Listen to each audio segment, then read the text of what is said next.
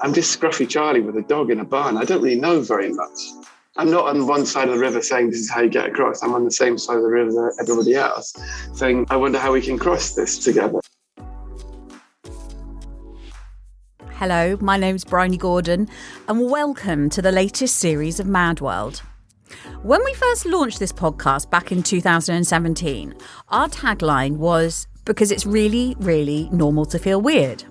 And well, haven't we all had the weirdest of years? This time 12 months ago, when I spoke to you from my bedroom, microphone hastily propped up on my dressing table, I explained that we wanted to release some episodes to bring you comfort when you were locked down. But I obviously had no idea what the next year would have in store. And I wanted to start this series with a guest who I know has brought a lot of comfort to people during this bizarre time, when it's been so easy to feel like you're alone. He's an artist, an author, and the loveliest person I think I've ever met. His first book, The Boy, the Mole, the Fox and the Horse, has been on the bestsellers list for a frankly ridiculous number of weeks. He uses beautiful illustrations and poignant words to depict the world of four unlikely friends and their most important life lessons.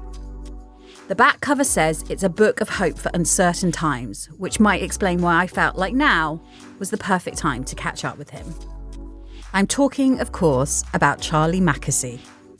Charlie's quite a private person and doesn't do that many interviews, so I was so thrilled when he agreed to come on Mad World from his cottage in the countryside. We're still recording remotely, and like me, he's not a huge fan of technology. But I think the bird song in the background adds to our conversation. And just a warning, there's a little bit of colourful language in this episode.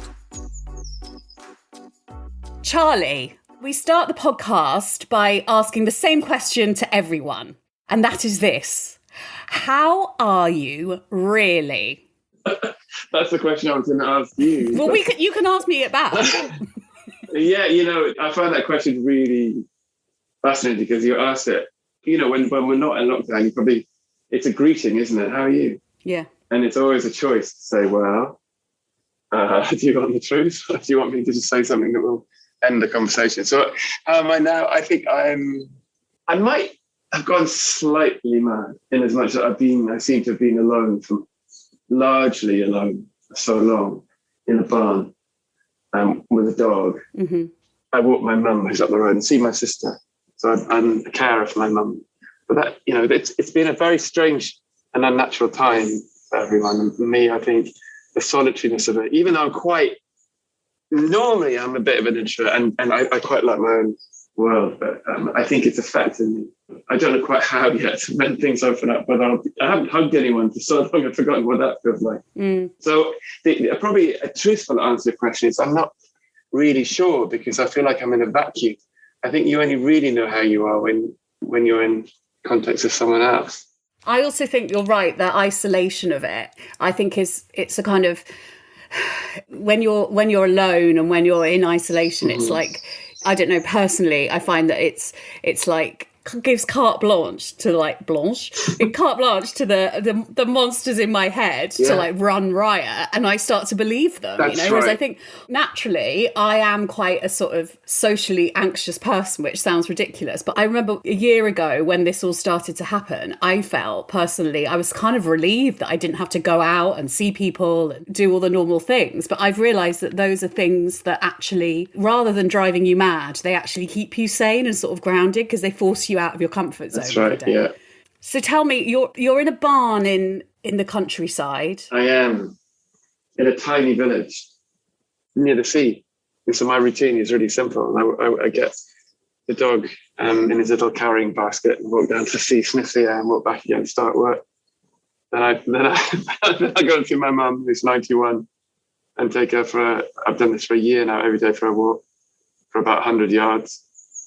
And we chat about the birds and then bring her back, make a cup of tea, green tea with honey, stir it in well, sit down with her, watch the same film, at least the first 5 minutes of the same film every day. What's that film? Notting Hill. It's a good film. She loves it. And then I come back to the barn and I start drawing, and then usually by 5, did you ask me what my routine was? No, but I'm loving hearing it. Yeah, and then a new routine, if you like, is on the way back from my mum's not long ago, I was in a bit of a rush because I can't remember why. And I drove faster than I usually, and a robin flew out in front of me, and I killed it.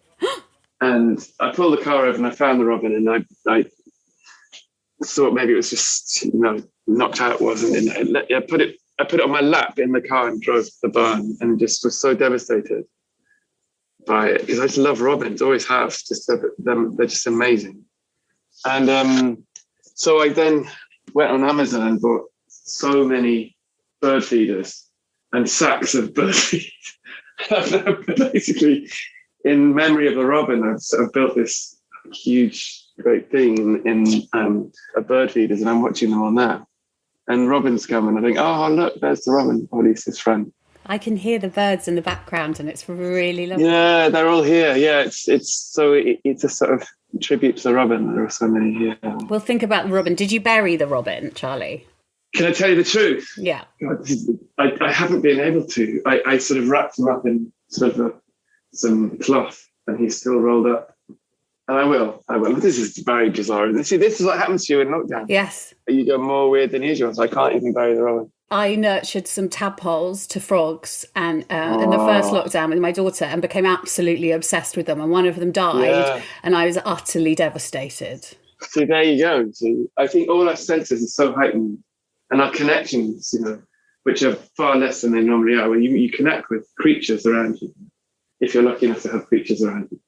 Because also I think they represent everything that we're not in. So they're not in a lockdown. They're not in a pandemic. They're just getting on with life. They've got no clue what's been going on. And you can sort of lose yourself. I stare at them thinking, I wonder, what you think about it. I do just stare at them through the window and sort of quite jealous of these little birds. That they can fly up into the sky in groups of more than two. Yeah. Oh, Charlie, it's so nice to be chatting. So listen, to anyone, like, you are basically, I think, the boy, the mole, the fox and the horse has been an absolute phenomenon, actually. You are like the Bryan Adams.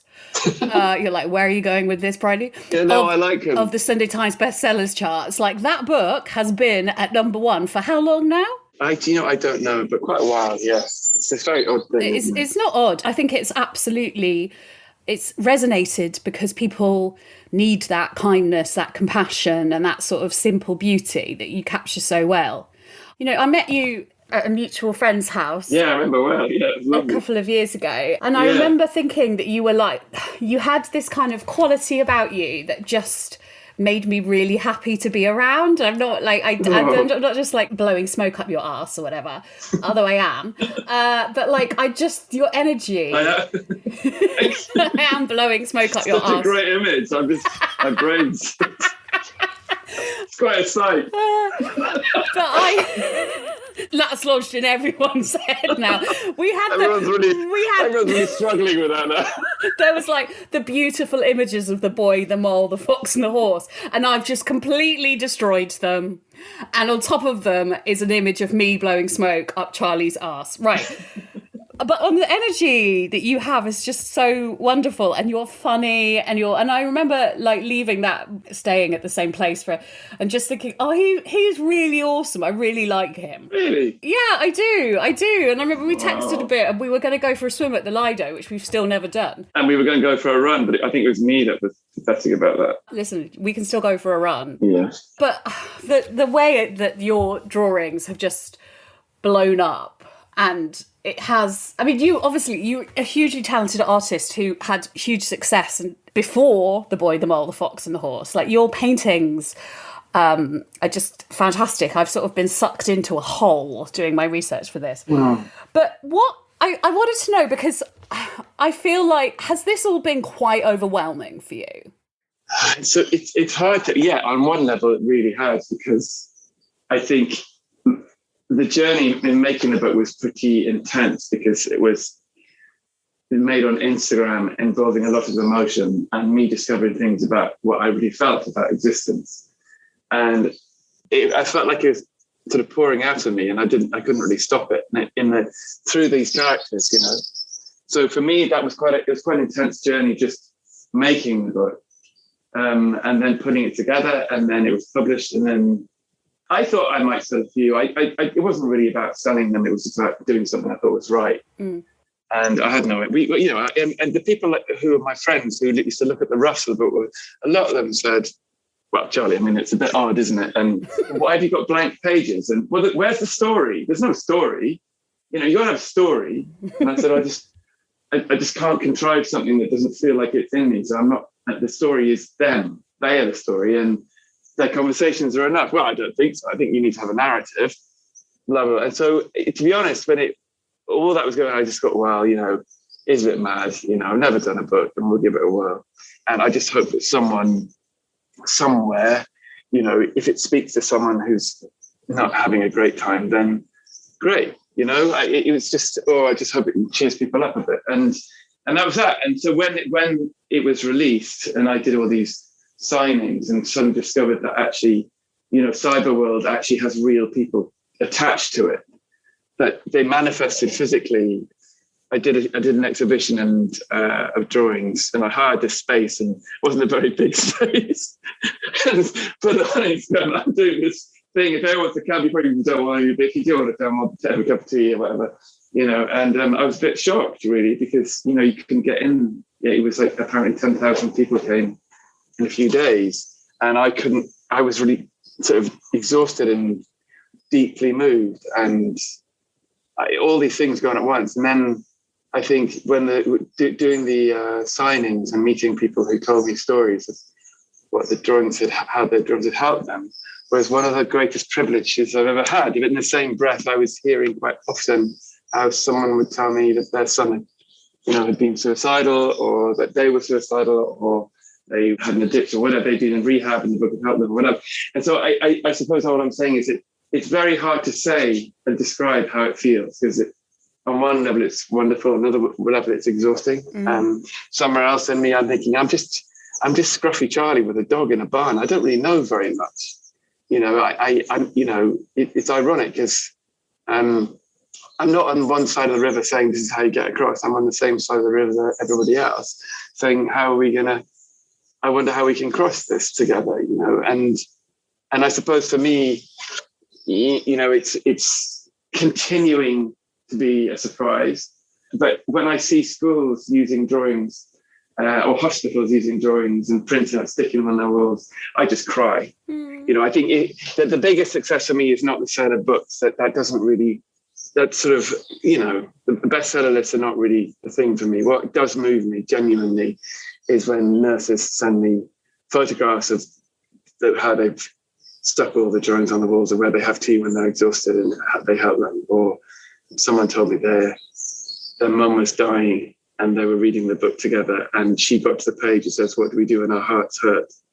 We wrap them in friendship, love," and whatever the lines are, till they wake hopeful and happy again. And they processed her death that was about to happen with each other, with her, with the book. And I just wept like a child, because they found a way of really, I don't know what I'm saying really, Bryony, but it's hard to describe, but I suppose that for me that will always be the reason why I'm glad I did it, not bestseller list. That's a lovely thing, but it's the stories I hear of people who've the book has really helped, and that's it for me, really. I think that you nailed it. When you said that you're not standing on one side of the river and saying to people on the other side, "This is how you get here." No, you're with them on the same side of the river.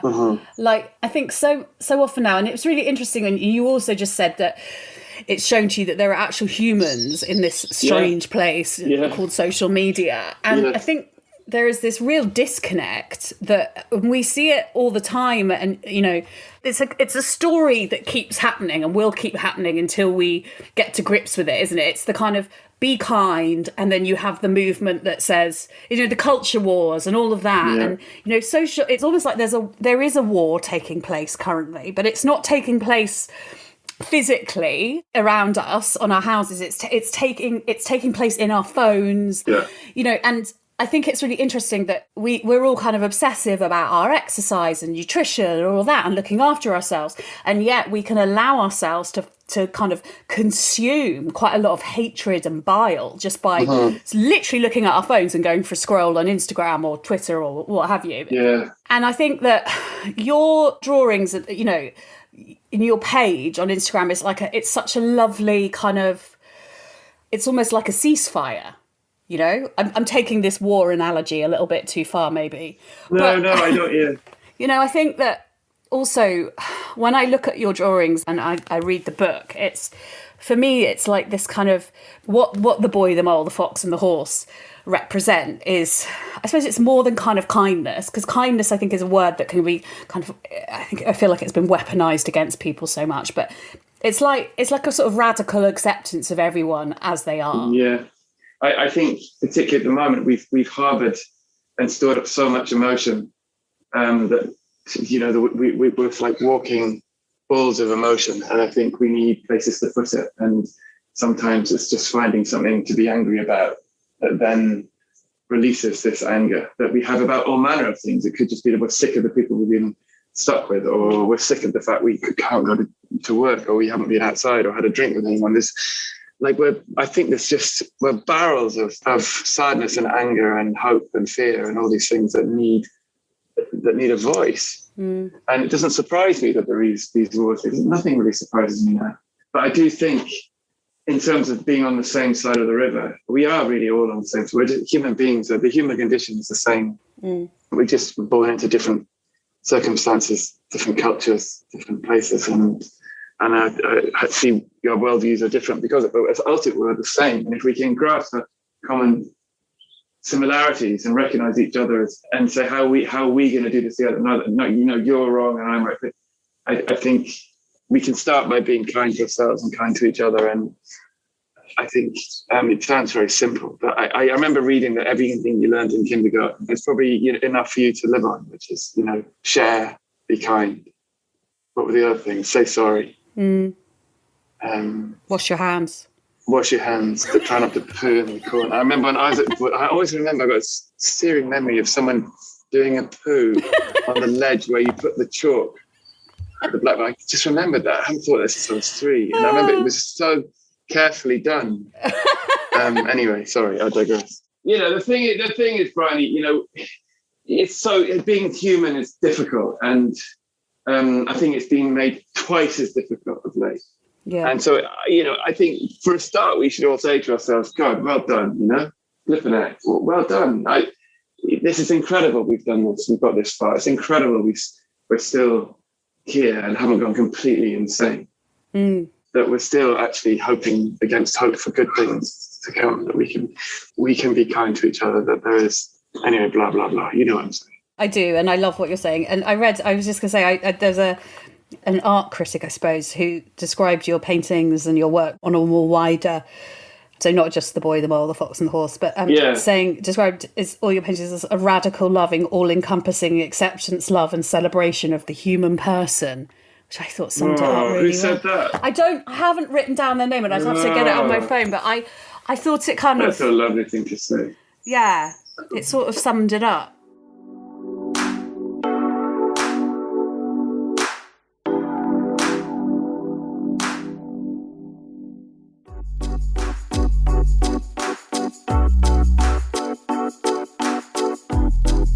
Now, I wanted to talk to you more about what drawing means to you, what art means to you, how you got into it, what it helps you to do.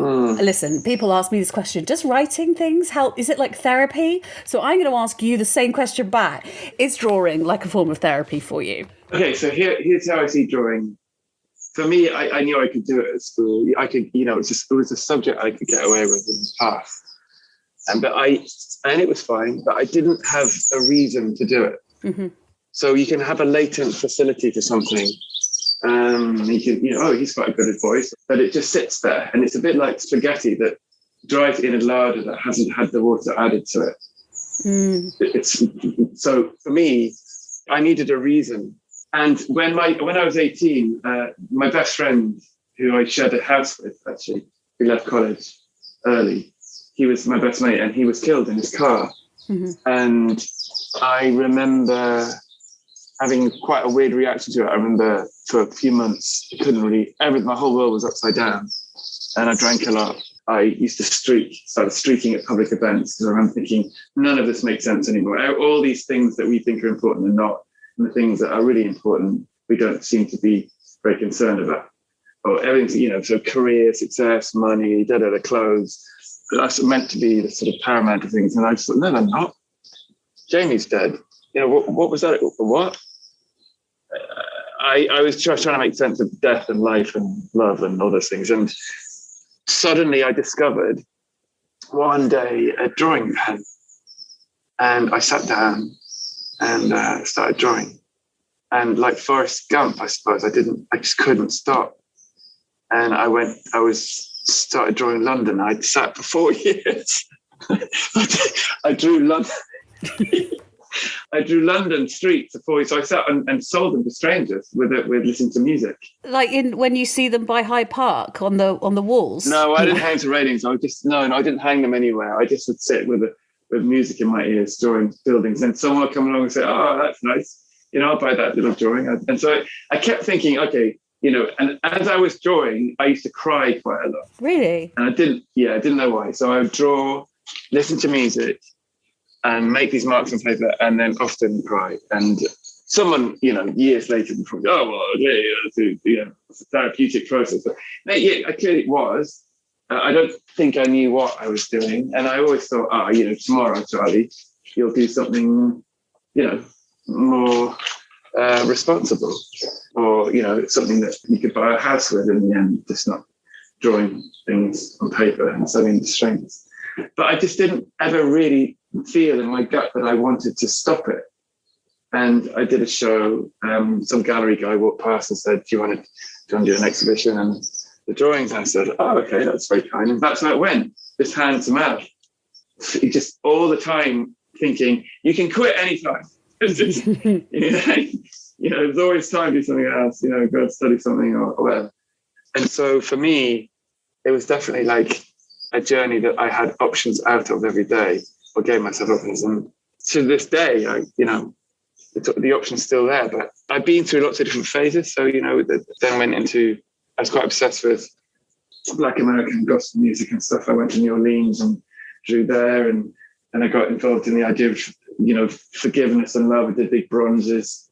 I've done lots of things. And I think underneath it all is a sort of feeling that love is the answer. So the love drives us to be human, or I don't know what I'm saying, maybe have too many coffees, but it's like a journey I made that I haven't really managed to stop.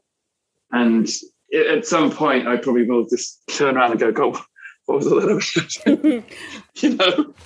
It's really odd. It is really odd.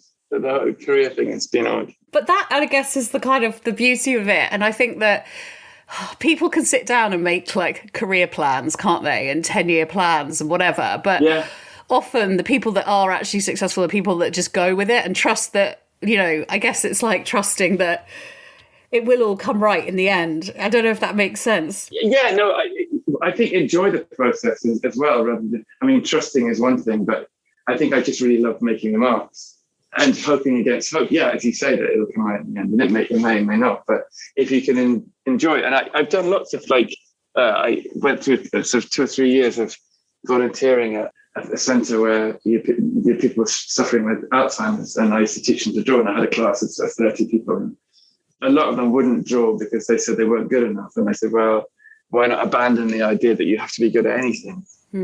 Why not just try and enjoy the process rather than worrying what it looks like? And pretend that you're 4 years old, because when you were 4, you didn't give a monkey's. It's only when you got to 7 and the teacher said, or someone said, that's not very good. And you go, oh, you're right. And you become self-aware. I said, so let's try not to be self-aware. And why not just pretend that no one's going to judge you, particularly yourself. So switch off your editor in your head and just have fun for an hour. And there was one lady who I think initially when she first started with me, she would draw in an hour, like 3 inches of color lines. That was it. And after a few months, she exploded.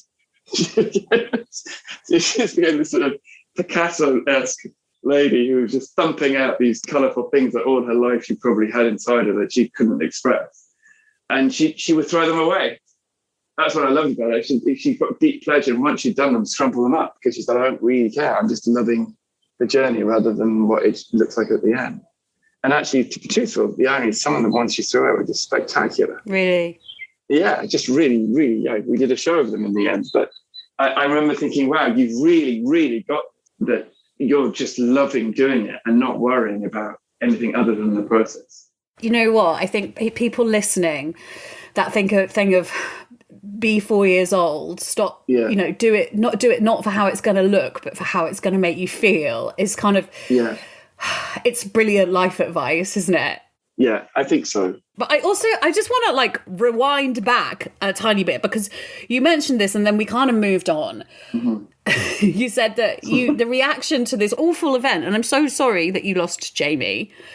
You drank a lot, you kind of lost yourself, and you used to streak at public events. Yeah. Can we just talk about that? Because I love it. And I remember going to a football match once and someone streaking and thinking, what a legend. Tell me, let's go inside the mind of a streaker. And are there images and evidence out there of you streaking? No, let's not go down that route. It wasn't conscious. I just remember being at some race meeting, I think, and I just went along because someone asked me to. And I just got overwhelmed with this notion that everything we were doing was just a bit silly in the light of death. Mm. And that sounds odd, but I couldn't summarize it. I just thought, what? All these people are trying to wear the right clothes and the right ties and have the right cars and say the right things and be tribal and have the right noises in their mouths to belong, and bollocks. Is this life? Yeah. My best friend's in the ground. And what really matters now, because that's all I'm concerned about, is what matters, because what doesn't matter can basically bugger off. Yeah. So what's really important here? And because pretending to be things and trying to whatever, it all seemed like silly. And so I did the silliest thing I could think of, which is, in my response, I just remember slowly, some guy was talking to me about something. I can't remember. I just remember just taking my jumper off. Did you just strip while he was... Yeah, I just took my clothes off and he said, what are you doing? And I just started running. And I remember running through cars and then the crowd and then onto this open race course. There were no horses? No. It was all quiet. They were all waiting, And I just felt this is the best way of summarizing how I feel about things. I know it it sounds silly now, but I remember being asked by policemen, why are you doing? Did you get arrested? Yeah, and he was great. And he was, I think it was the end of his career and he'd probably seen it all. And he'd literally seen it all once he'd arrested you, Charlie. Yeah, and not much. I said, to be honest, I don't know what I'm doing. My best friend just died. And, nothing makes sense. He said, I get that, but, perhaps try to express yourself in a way that's less offensive. And I said, yeah, you're right. But, it was just, we had a funny chat. And then, so I think, I was met with grace, and he listened. And there are moments, it's sort of these moments in life where, someone treats you in a way that instead of slapping you, they introduce you to a different way of seeing things. Instead of punishing you, they say, have you seen it this way? Or channel your anger this way. Anyway, yeah. I don't know what I'm saying now. No, but it is that, it's compassion, isn't it? And I think it is, and being heard and being seen and being understood and trying to do that with each other. Mm. I think we change direction by degree, but over 10 years, that 1 degree change then becomes 100 miles. Mm. And those 1 degree changes can happen just through an act of kindness or a moment of grace or a moment of someone completely accepting you as you are, and you're shocked by it. And therefore you can accept yourself as you are. And then you suddenly find yourself feeling more comfortable in your own skin because of it, and etc. Someone loves you better. Yeah. I mean, there was a drawing I did in the book, which is when the boy says, so you know all about me and you still love me. And the horse says, yeah, and then the horse says, we love you all the more. And it's that terror of being discovered. Mm. And then once you are discovered, you'll love more. It's a really beautiful idea to me. I'm actually I find that really moving. I remember when I was in active alcoholism and addiction and the things and the places that it would take me to and the shame I felt. And then, it's the same with all mental illnesses, I think. And then I remember like going to rehab and telling everything to the counsellor, and the love, I guess it's like that thing of learning to love yourself. And it's actually really interesting because I saw a tweet from the Pope, and obviously I don't follow the Pope. I try not to go on Twitter that often, but I was glad I went on for this one thing. And it was, I'm not going to get, religious or anything that I don't want to get, but it was a really beautiful quote that summed up recovery for me. Like recovery from all mental health issues was that God doesn't love you because you're good. He loves you unconditionally. He loves you because you're you. And I thought that was so powerful. Like it was that moment, which I suppose you in that drawing as well. We don't have to be good. We just have to be us. Yeah, that's right. And you could argue that no one is good. We have varying degrees of goodness, but no one is utterly good. But it's true. So being loved for who you are and knowing that is life changing, I think. And I think shame, as you say, is a thing that makes us hide from each other and God or whatever it is we're hiding from. And I think one of the reasons why we hide is because we're terrified deep down of not being loved or being rejected. And actually the thing that connects us is the vulnerability that shame wants to stop us from having. So shame says, don't say that. You mustn't say that. Hide, you'll be safe. And don't be vulnerable. It's a disaster. There's something deeply wrong with you that if people knew, they would hate you for. And actually it's the reverse. Yeah. They love you all the more for being open and honest. I love you all the more because you dared, and you told us, and none of us are good. Charlie, I cannot think of a more perfect, beautiful way to end this podcast than with those words. I think you said it wrong. It's none of us is good, isn't it? But none of us are. But anyway. We don't give a shit about grammar. It's a podcast. That's what the other T-shirt. Can you make that? Can you have the horse saying to the boy, I don't give a shit about grammar? Yeah, I'm sad. It's a great. Yeah, I mean, the thing is, I'm not sure how schools would react given the fact they stick them on. Maybe the teachers wouldn't stick those in that wall. That's true. Let's just leave it here in this podcast.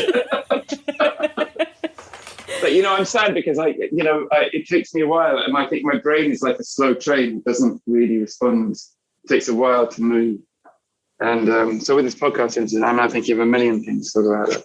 But thank you for having me. I mean, I've loved it. But I do feel one of the things that I suffer from is that in lockdown is a disconnect.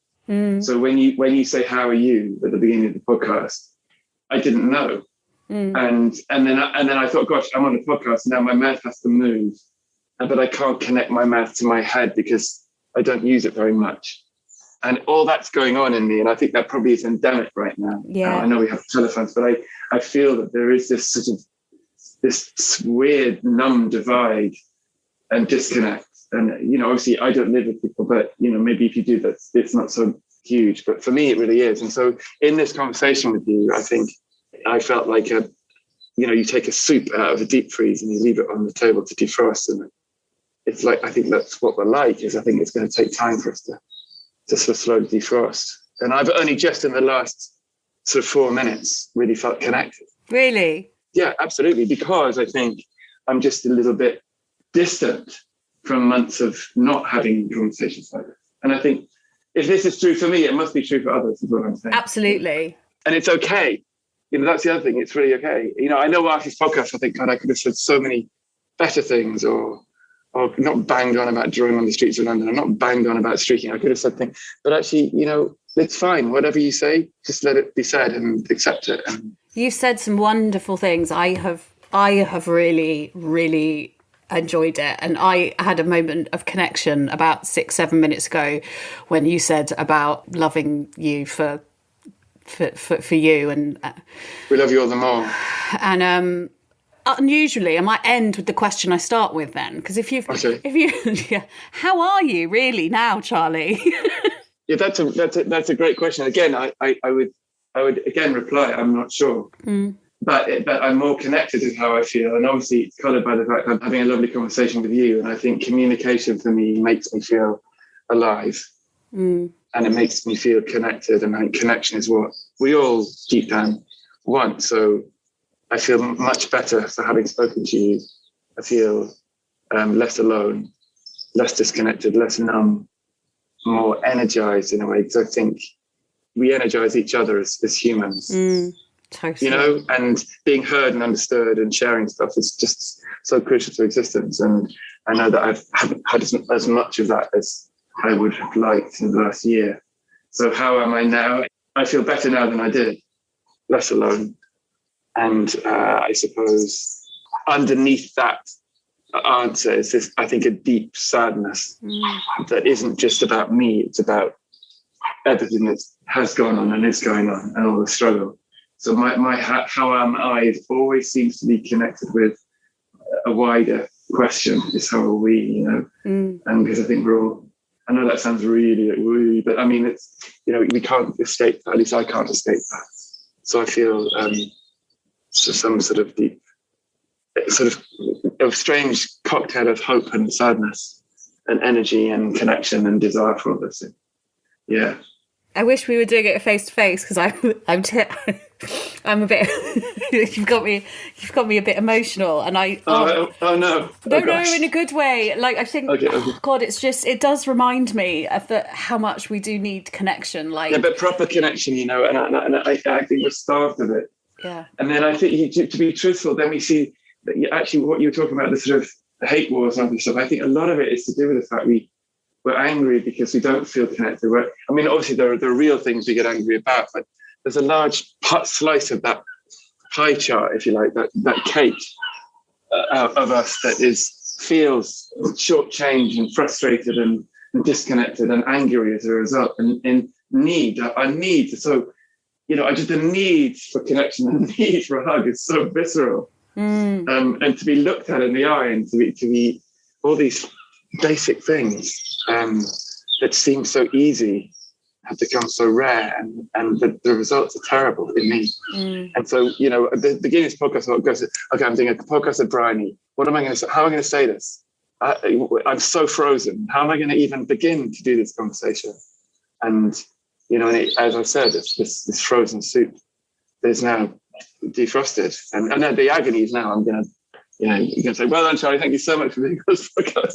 And I'll go back to being in this barn. Listen. Doing a drawing for Comic Relief as it is today. But that's a good thing. But Charlie, we have each other's numbers. We could like actually connect on the phone and not have to record it for a podcast. Yeah, that's very true. Wise words. There's a crazy idea. But you know, for anyone listening, you know, who I suppose I always want to say thank you, you know, to anyone who's shown any warmth towards what I've been doing, because it's been a strange time, and I'm grateful, and always will be. And I'm grateful to you for being interested in having me talk to you, because it's a strange old thing, isn't it? It is, but you've brought a lot of joy and comfort to a lot of people, and I think that please always hold on to that. And I heard some seagulls a moment ago, and I am desperate. I'm desperate to be where you are and not in South London with police helicopters whirring above me. But there we go. I'm sorry about that. Yeah, I miss London. When you come back here, we will go for that swim at Brockwell Lido. Okay, that'd be lovely. I'd love that, actually. Thank you. Before you go, please follow Mad World on your podcast app to make sure you never miss an episode. And if you feel like it, leave us a rating and a review. I love to read what you think about the shows and also see your guest suggestions. Mad World is all about helping our listeners, and I love hearing from you. The Telegraph also let me loose in column form, so if you'd like to hear even more from me, head to telegraph.co.uk/madworld and you can get your first 30 days access to the website completely free. If you've been affected by anything we've talked about in our podcast today, the following organisations offer free and confidential support over the phone. The Samaritans can be reached 24 hours a day, 7 days a week on 116 123. Or you can contact the mental health charity Mind for advice on a range of mental health issues. Their phone number is 0300 123 3393. That's 0300 123 3393. They're accessible 9 a.m. to 5 p.m, Monday to Friday, excluding bank holidays. There's also Young Minds, who provide support if you're a parent or a carer worried about a child's welfare. They're on 0808 802 5544. That's 0808 802 5544. If you prefer tech support, Shout is a 24/7 UK crisis tech service available for times when people feel they need immediate support. By texting Shout to 85258, you will be put in touch with a trained crisis volunteer who will chat to you via text. And importantly, please remember this: you are not alone.